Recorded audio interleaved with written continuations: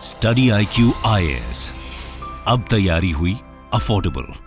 नमस्कार दोस्तों, इसमें कोई डाउट नहीं है कि बंगाल में जो टीएमसी की सरकार है और जो केंद्र में बीजेपी की सरकार है, दोनों के बीच में काफी ज्यादा तकरार देखने को मिलता रहता है। और स्पेशली क्या होता है, जब भी वहां पर चुनाव आते हैं, चाहे लोकल इलेक्शन हो गया, राज्य का चुनाव हो गया, तो बहुत ज्यादा हिंसा देखने को मिलती है, जिसमें कई लोग मारे भी जाते हैं। अनफॉर्चुनेटली ये पिछले कुछ समय से होता आ रहा है। लेकिन अभी रिसेंटली आपने देखा होगा, जो एक बड़ी खबर सामने आई है कि जो गवर्नमेंट ऑफिशियल्स हैं, सेंटर की तरफ से जो भेजे गए थे एनफोर्समेंट डायरेक्टरेट के जो ऑफिसर्स हैं और उनकी सुरक्षा में जो सीआरपीएफ के जवान भेजे गए थे, उनके ऊपर अटैक किया गया है बंगाल के अंदर। यहां पर आप देख सकते हो, जो लोगों ने देखा वहां पर बताया कि 100 ED officers being grabbed by the collar, CRPF jawans with folded hands. तो इसके बारे में हम डिटेल से देखेंगे, क्योंकि यहां पर जो ईडी वहां पर सर्च करने गई थी, वो बेसिकली राशन स्कैम से रिलेटेड मामला है। तो इसके बारे में हम डिटेल से जानेंगे कि एग्जैक्टली है क्या राशन स्कैम, कहां से आई चीजें, काफी कुछ आपको जानने को मिलेगा। चलिए आगे बढ़ते हैं, लेकिन उससे पहले ध्यान रखिएगा दोस्तों,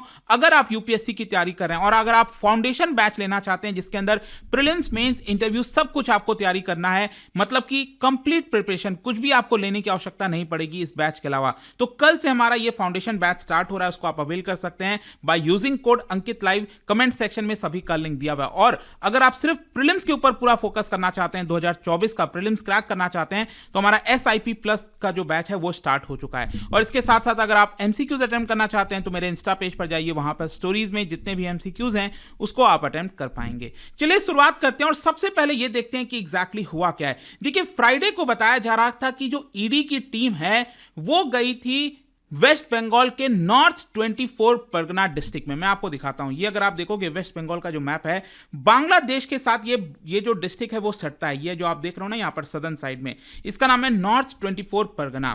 तो एनफोर्समेंट डायरेक्टर की जो टीम है वो बेसिकली टीएमसी लीडर वहां पर हैं उस डिस्ट्रिक्ट के अंदर, शेख शाहजहां, उनके घर पर सर्च कंडक्ट करने गई थी। तो वहीं पर क्या होता है कि यहां पर उनके ऊपर अटैक किया जाता है बाय मॉब ऑफ 100। सैकड़ों की संख्या में जो लोग हैं वो उनके घर तक पहुंच जाते हैं और वहां से जो ईडी के ऑफिशियल्स पहुंचे थे, जो टीम पहुंची थी, उनके ऊपर अटैक करने लगते हैं। और ईडी की टीम बेसिकली वहां पर जो एलिगेशन है राशन स्कैम का, उसी से रिलेटेड सर्च करने गई थी। इनफैक्ट यहां पर जो बताया यह जा रहा है एजेंसी के द्वारा कि उनके जो 3 ऑफिसर्स हैं उनको बहुत सीरियस इंजरीज हुई हैं। यहां पर जो लोकल्स हैं उन्होंने बताया कि 30 मिनट के अंदर अंदर, आधे घंटे के अंदर, जैसे ही पता चला लोगों को आसपास कि यहां पर जो पूरी टीम है ईडी की और सीआरपीएफ के जो जवान हैं वो आए हैं, तो 30 मिनट के अंदर अंदर 1000 से ज्यादा जो लॉयलिस्ट हैं टीएमसी पार्टी के, वो अपने लीडर के सपोर्ट में वहां पर आ गए और वहां पर फिर जो है एनफोर्समेंट डायरेक्टरेट की टीम के ऊपर और सीआरपीएफ के ऊपर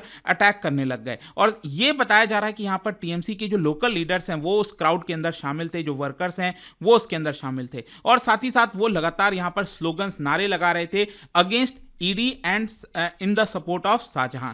खैर, इसके अलावा मैं आपको यह भी बता दूं, यहां पर जो स्कैम को लेकर एलिगेशंस लगा है, इसकी जो जांच चल रही है, उसको देखते हुए ईडी ने शंकर अध्या, जो कि फॉर्मर चेयरपर्सन हैं एक म्युनिसिपैलिटी के, उनको अरेस्ट किया हुआ है। और साथ ही साथ यहां पर जो स्टेट फॉरेस्ट मिनिस्टर रह चुके हैं ज्योति प्रिया मलिक, उनको पिछले साल अक्टूबर के महीने में अरेस्ट किया गया था। अब इनका नाम स्पेशली आप ध्यान रखिएगा ताकि आपको जो पूरा टॉपिक है वो समझ में आएगा।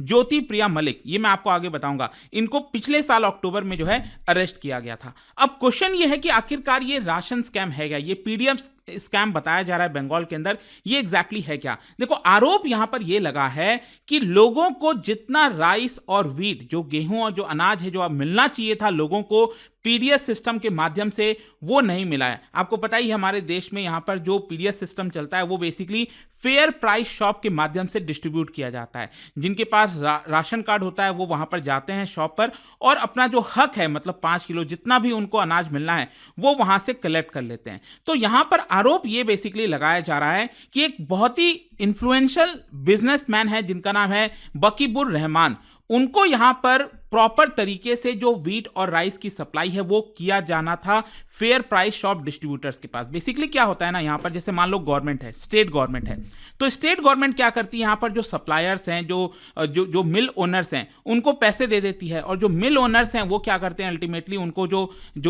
व्हीट हो गया, राइस हो गया, वो यहाँ पर डिस्ट्रीब्यूट करना होता है जो फेयर प्राइस शॉप है वहाँ पर, ताकि लोगों को अल्टीमेटली वहाँ से अनाज, वो सारी चीज़ें मिल सकें। तो आरोप यहाँ पर ये लगाया जा रहा है कि एक बड़े बिजनेसमैन हैं बकीबुर रहमान, उन्होंने उनको जितना सप्लाई करना चाहिए था, मतलब जितना उनको पेमेंट मिला था उतने का उन्होंने सप्लाई नहीं किया है, और जिसकी वजह से फेयर प्राइस शॉप के पास कम यहां पर अनाज और राइस पहुंचा, और इसकी वजह से लोगों को उनका हक का अनाज नहीं मिल पाया है। और अब देखिए यहां पर जो मैंने आपको बताया, ये जो बिजनेसमैन है बकीबुर रहमान, उनका काफी ज्यादा संबंध है मलिक के साथ। मलिक कौन? ज्योति प्रिया मलिक, जिनको अरेस्ट किया गया था पिछले साल अक्टूबर में। उनका काफी क्लोज रिलेशन बताया जाता है। एंड मैं आपको यह बता दूं कि पिछली जो टीएमसी की सरकार थी, क्योंकि आपको पता होगा पिछले 3 टर्म से टीएमसी की सरकार लगातार बन रही है, मतलब जो ममता बनर्जी जी हैं वो 2011 से चीफ मिनिस्टर हैं, तो 2011 से 16 और फिर 2016 से 2021 के बीच में जो टीएमसी की सरकार थी, उस समय जो मलिक हैं, ज्योति प्रिया मलिक, वो उस समय टीएमसी सरकार के अंदर फूड एंड सप्लाईज मिनिस्टर थे। मतलब ये जो डिस्ट्रीब्यूशन का पूरा काम होता है वो उन्हीं के अंडर में रहता है।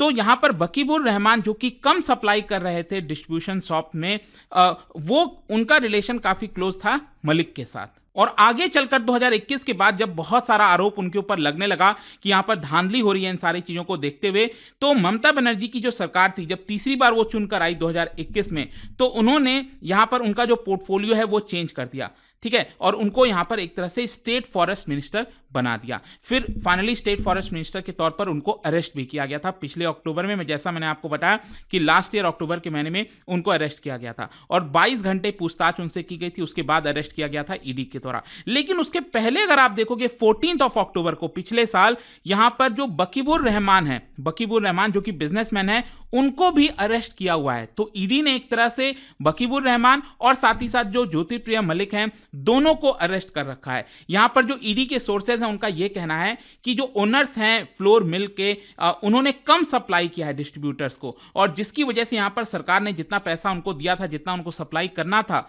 उन्होंने उतना सप्लाई नहीं किया। इनफैक्ट यहां पर जब ईडी ने मिल ओनर्स को इंटरोगेट किया, उनसे पूछताछ की, तब यहां पर यह पता चला कि for the price of 1 kg of flour, government suppliers would get only 600 about grams। मतलब कि अगर यहां पर 1 किलो अनाज पहुंचना था, तो 1 किलो के बजाय सिर्फ 600 ग्राम ही अनाज अल्टीमेटली पहुंच रहा था, और जो बीच का जो पूरा धांधली होता था, उसको मार्केट में बेचकर उससे पैसे कमा लिए जाते थे। इनफैक्ट यहां पर एलिगेशन ये भी लगाया गया है डायरेक्टली बकीबुर रहमान के ऊपर, जो बिजनेसमैन है, कि उन्होंने 80-20 का एक फॉर्मूला बनाया था। इसके तहत क्या था, जो राशन सप्लायर था वो डायरेक्टली 20% हिस्सा ले लेता था, और बाकी का 80% जो हिस्सा है वो मिल ओनर्स, जो गवर्नमेंट ऑफिशियल्स हैं और जो मिनिस्टर्स का ऑफिस है, उनके बीच में एक तरह से डिस्ट्रीब्यूट होता था। और इनफैक्ट यहां पर ईडी ने जो बकीबुर रहमान का एक अपार्टमेंट था वहां पर सर्च किया था, तब 100 ऐसे सील्स जो हैं गवर्नमेंट डिपार्टमेंट के, वो इलीगल पाए गए थे। मतलब गवर्नमेंट के सील्स एक प्राइवेट पर्सन के पास क्या कर रहा है, तो ये यहां पर ईडी ने जांच के समय वहां पर निकाला था, सर्च के दौरान। खैर, अब क्वेश्चन ये है कि ये जो पूरा स्कैम चल रहा था, ये कब सामने आया, कैसे चीजें सामने आई। बेसिकली आपको याद होगा जब लॉकडाउन लगा हुआ था, जब पूरा 2020 में, आपको याद होगा मार्च के महीने से लॉकडाउन स्टार्ट हो गया था। अभी भी शायद मुझे याद है 23 मार्च या 24 मार्च का वो समय था 2020 में, जब पीएम मोदी ने यहां पर लॉकडाउन लगा दिया था पूरे देश भर में। तो क्या होता है, मई 2020 में, उसके 1-2 महीने बाद ही, लॉकडाउन के बीच में आपको याद होगा कि सरकार की कोशिश थी कि लोगों तक अनाज पहुंचे। यहां पर सरकार एक एक्स्ट्रा स्कीम लेकर आई थी ताकि लोगों को ज्यादा से ज्यादा अनाज मिले, क्योंकि लोगों की नौकरी चली गई थी, तो कहीं लोग भूखे पेट ना सोएं। तो इसकी वजह से क्या होता है, यहां पर आरोप लगता है वेस्ट बंगाल के अंदर कई डिस्ट्रिक्ट्स में कि यहां पर लोगों को प्रॉपर तरीके से अनाज नहीं मिल पा रहा है, और एक एफआईआर भी दर्ज किया गया था नाडिया डिस्ट्रिक्ट के अंदर। अगेन, ये जो नॉर्थ 24 परगना में जो हादसा हुआ, मैंने आपको बताया, उसके जस्ट ऊपर आप देखोगे, ये आपका नाडिया डिस्ट्रिक्ट। तो यहां पर एक एफआईआर भी रजिस्टर किया गया था इससे रिलेटेड। और उस समय अगर आपको ध्यान में हो, अभी जो प्रेजेंट में वाइस प्रेसिडेंट हैं जगदीप धांखड़ जी, वो एक्चुअली 2020 में वेस्ट बंगाल के गवर्नर थे। तो उनके द्वारा और सेंट्रल गवर्नमेंट के द्वारा डायरेक्टली क्रिटिसाइज किया गया था कि जिस तरह से राज्य सरकार पीडीएस को हैंडल कर रही है वो सही नहीं है, लोगों तक अनाज नहीं पहुंच पा रहा है। इनफैक्ट 23 अप्रैल को सेंटर ने राज्य सरकार को लिखा था, the distribution of food grains in the state is nil under प्रधानमंत्री गरीब कल्याण अन्न योजना। अब ये प्रधानमंत्री गरीब कल्याण अन्न योजना क्या है? देखो, नॉर्मल पीडीएस सिस्टम के तहत जो 5 किलो अनाज मिलता है, नेशनल फूड सिक्योरिटी एक्ट आपको पता ही होगा,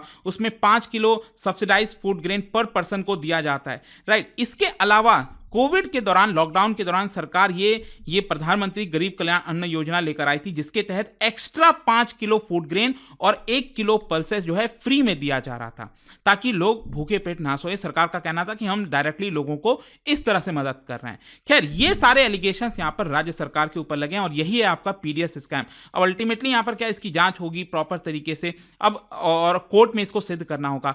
खैर, यहां पर मैं आपको बता दूं कि राज्य सरकार की तरफ से भी रिस्पॉन्स आया है। राज्य सरकार की तरफ से आप देखोगे, जो ज्योति प्रिय मलिक हैं, जो मिनिस्टर हैं, उन्होंने सारे एलिगेशंस को खारिज किया है और साथ ही साथ ये भी कहा है कि सेंटर की तरफ से जो सप्लाई किया जाना था उससे कम सप्लाई हमें यहां पर हो रहा था। तो उल्टा क्या हुआ है कि राज्य सरकार ने सेंट्रल गवर्नमेंट के ऊपर आरोप लगा दिया है। और साथ ही साथ यहां पर टीएमसी का यह कहना है कि ईडी ऑफिशियल्स के ऊपर जो अटैक हुआ है वो काफी अनफॉर्चुनेट है, नहीं होना चाहिए। लेकिन यहां पर टीएमसी ने एक और चीज कहा है कि सेंट्रल एजेंसी जिस तरह से लोगों को प्रवोक कर रही हैं, वो कभी भी किसी भी जगह हर दिन कहीं ना कहीं वो जाते रहते हैं और आसपास के जो लोग हैं वो प्रवोक हो जाते हैं, और कहीं ना कहीं यही कारण है जिसकी वजह से ईडी ऑफिशियल और सीआरपीएफ के ऊपर अटैक किया गया है। तो ये राज्य सरकार का यहां पर कहना है। लेकिन मैं आपको बता दूं, वेस्ट बंगाल में सिर्फ यही एक ऐसा स्कैम नहीं है जिसकी जांच चल रही है। इसके अलावा आप देखोगे तो कई सारे बाकी भी स्कैम्स के ऊपर जांच चल रही है, जैसे कि रिक्रूटमेंट ऑफ स्कूल टीचर्स हो गए, रिक्रूटमेंट ऑफ म्युनिसिपल एम्प्लॉइज हो गए, smuggling of cattle and coal हो गया। इस तरह के कई सारे स्कैम्स की जांच चल रही है।